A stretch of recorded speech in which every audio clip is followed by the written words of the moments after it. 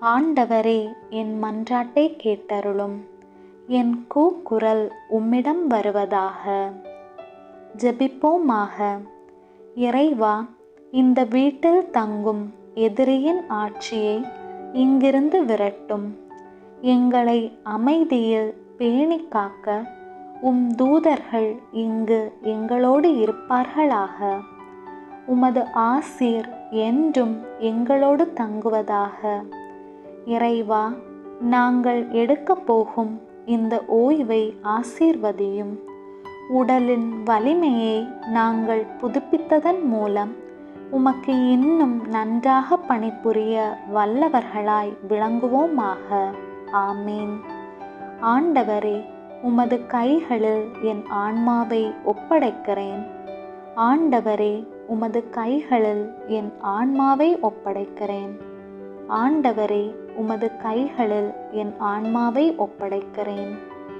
விண்ணுலகில் இருக்கிற எங்கள் தந்தையே, உமது பெயர் தூயதென போற்ற பெறுக.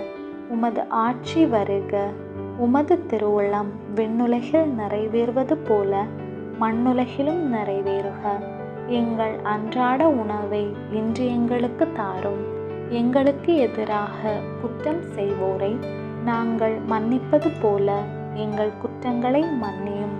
எங்களை சோதனைக்கு உட்படுத்தாதேயும், தீமையிலிருந்து எங்களை விடுவித்தருளும். ஆமேன். அருள் நிறைந்த மரியே வாழ்க. ஆண்டவர் உம்முடனே, பெண்களுள் ஆசி பெற்றவர் நீரே. உம்முடைய திருவயிற்றின் கனியாகிய இயேசுவும் ஆசி பெற்றவரே. புனித மரியே, இறைவனின் தாயே, பாவிகளாயிருக்கிற எங்களுக்காக இப்பொழுதும் எங்கள் இறப்பின் வேளையிலும் வேண்டிக்கொள்ளும். ஆமேன்.